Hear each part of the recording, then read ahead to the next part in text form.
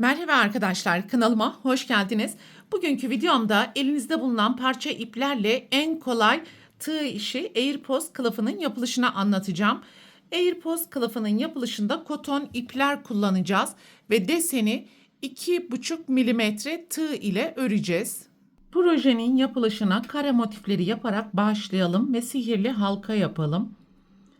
2 zincir, halkanın içerisine 11 tane ikili trabzan yapalım. Başlangıç zinciri ile birlikte toplam 12 tane ikili trabzan olmalı.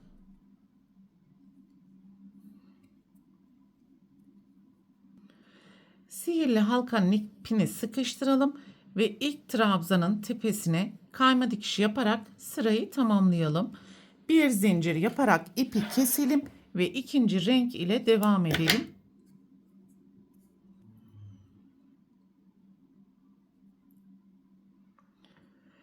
Alt sırada yapmış olduğumuz herhangi bir trabzanın tepesinden ipi sabitleyelim.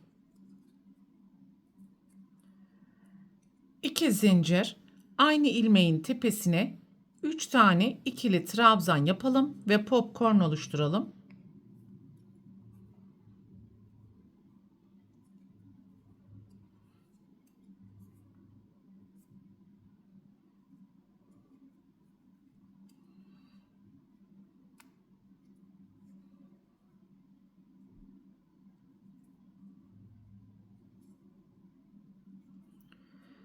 Bir zincir, sonraki trabzanın tepesine 4 tane ikili trabzandan oluşan popcorn yapalım.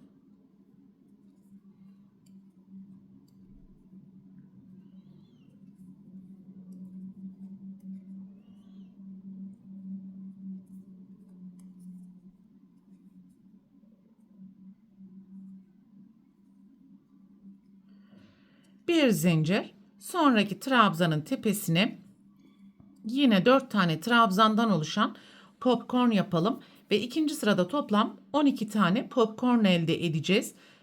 Her popcorn'un arasında da bir zincir yapmayı unutmayalım.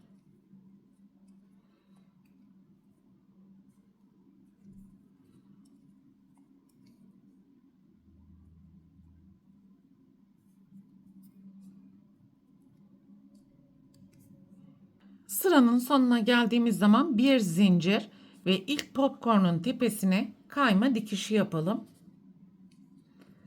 Bir zincir yaparak ipi keselim. Yeşil renk ile devam edelim.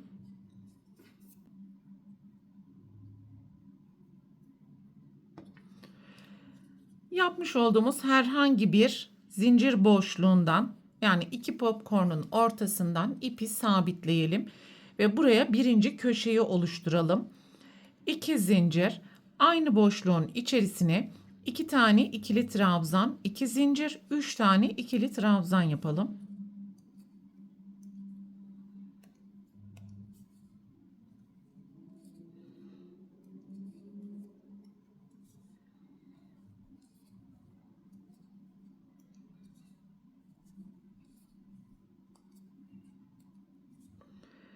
Sonraki 2 tane boşluğun içerisine 3'er tane ikili trabzan yapalım.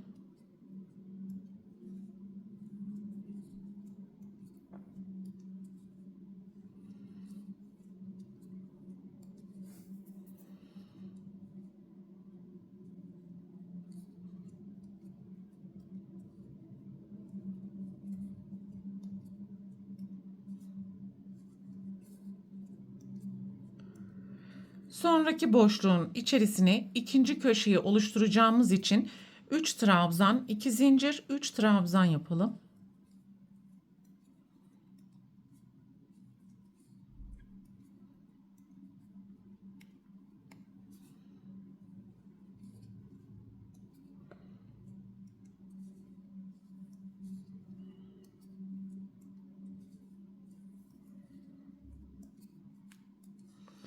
Birinci kenarda olduğu gibi yan yana 2 tane boşluğun içerisine 3 tane trabzandan oluşan grup oluşturalım.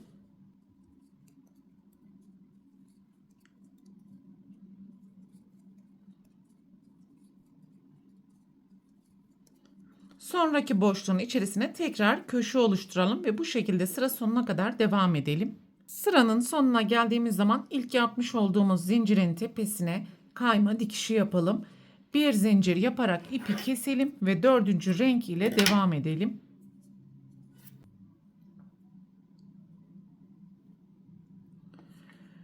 Alt sırada yapmış olduğumuz herhangi bir trabzanın tepesinden ipi sabitleyelim ve 2 zincir yapalım. Şimdi köşeye gelene kadar alttaki trabzanların tepesine yan yana ikili trabzan yapalım.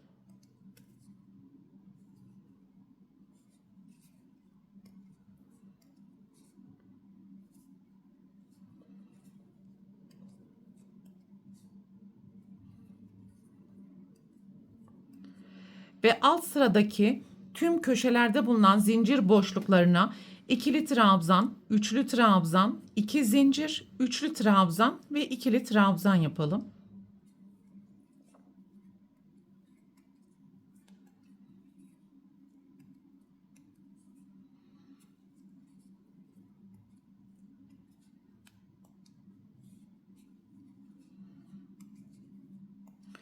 Diğer köşeye gelene kadar alttaki trabzanların tepesine ikili trabzan, köşelere ise birinci köşede yaptığımız işlemleri tekrar ederek sıra sonuna kadar devam edelim.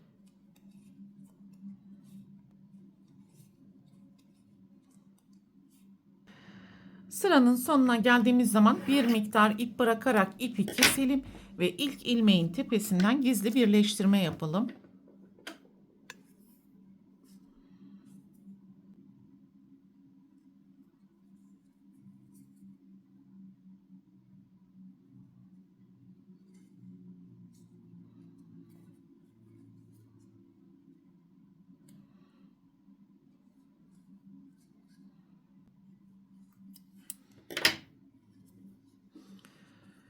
Evet, burada anlatmış olduğum tüm kurallara dikkat ederek aynı renk kombini ve sıralaması ile toplam 2 tane kare motif oluşturalım arkadaşlar.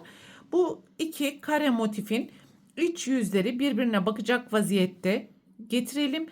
Bir üstte kalan kısım açıkta kalacak. Diğer 3 kenarı son sırada kullanmış olduğumuz beyaz renk ile sık iğne yaparak birleştirelim. İsterseniz kayma dikişi tekniğini de kullanarak birleştirme yapabilirsiniz. Üstteki kare motifin köşesi ile alttaki kare motifin köşesini birleştirerek ipi sabitleyelim. Bir zincir ve şimdi karşılıklı tüm ilmekleri kullanarak sık iğne ile birleştirelim ve köşeye kadar ilerleyelim.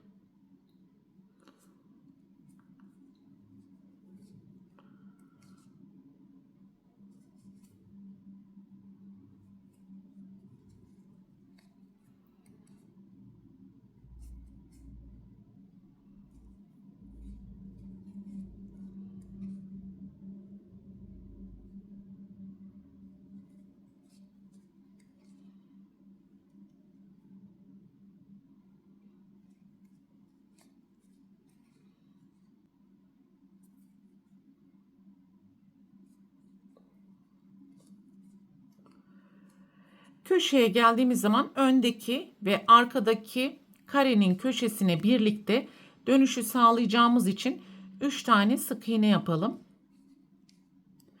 Ve tekrar karşılıklı kenarlardaki ilmekleri sık iğne ile birleştirerek devam edelim.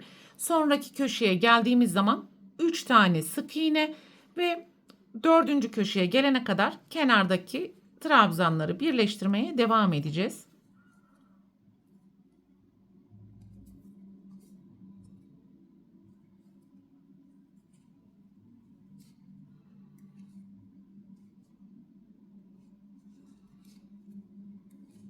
Üç kenarı birleştirdik ve son köşeye geldiğimiz zaman öndeki ve arkadaki karenin köşesine bir tane sık iğne yapalım. Bir zincir yaparak ipi burada keselim. Bu ipi de iç kısımdan gizleyebildiğimiz kadar gizleyelim.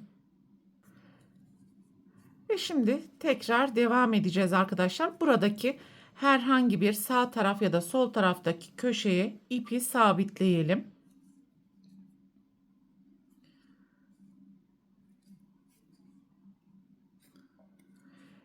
Bir zincir yaptıktan sonra aynı boşluğun içerisine 2 tane sık iğne yapalım. 2 motifin birleşme noktasındaki boşluğun tepesine bir tane yarım trabzan. Sonraki köşeye 2 tane sık iğne. Ve şimdi orta noktaya gelene kadar sık iğne yapmaya devam edelim. Bir kenarda toplam 16 tane ikili trabzan olduğu için önce 8 tane sık iğne yapalım.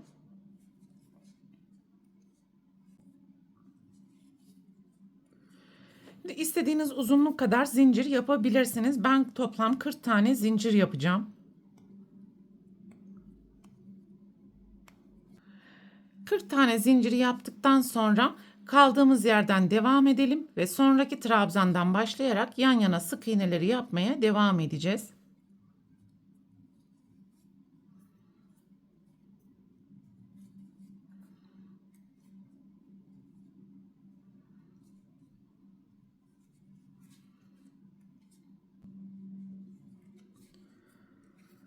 Burada zincirden önce ve sonra toplam 8 tane sık iğne yapmış olduk.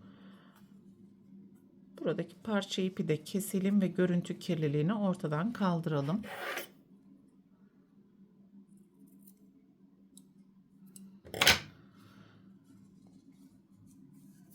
Köşeye geldiğimiz zaman 2 tane sık iğne. 2 motifin birleşme noktasına yarım trabzan. Sonraki motifin köşesine 2 tane sık iğne. Tekrar 8 tane sık iğne yapalım.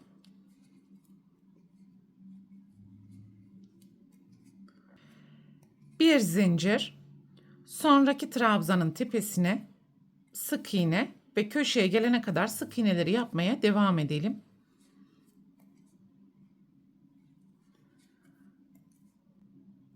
Sekizinci sık iğneyi de yaptıktan sonra bir miktar ip bırakarak ipi keselim ve ilk ilmeğin tepesinden gizli birleştirme yapalım.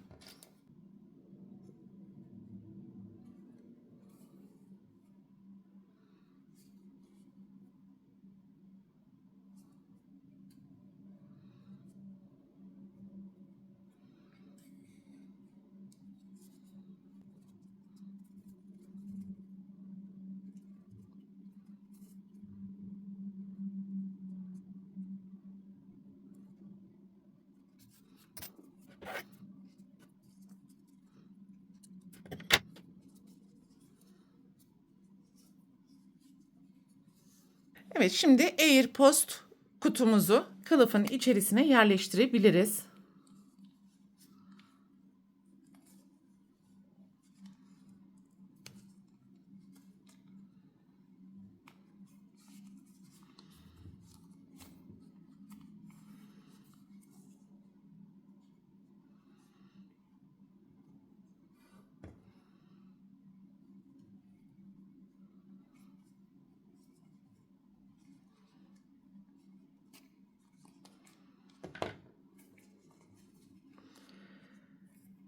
Görmüş olduğunuz gibi gayet şık ve kullanışlı oldu arkadaşlar. Çanta aksesuarı olarak ya da anahtarlık, hediye, çanta fikirleri olarak da değerlendirebilirsiniz. Bu videoda anlatacaklarım bunlardan ibaretti. Umarım sizler için faydalı bir video olmuştur. Sonraki eğitim videosunda görüşene dek lütfen kanalıma abone olarak videomu beğenmeyi ve düşüncelerinizi yorumlar kısmında belirtmeyi unutmayın lütfen. Hoşça kalın.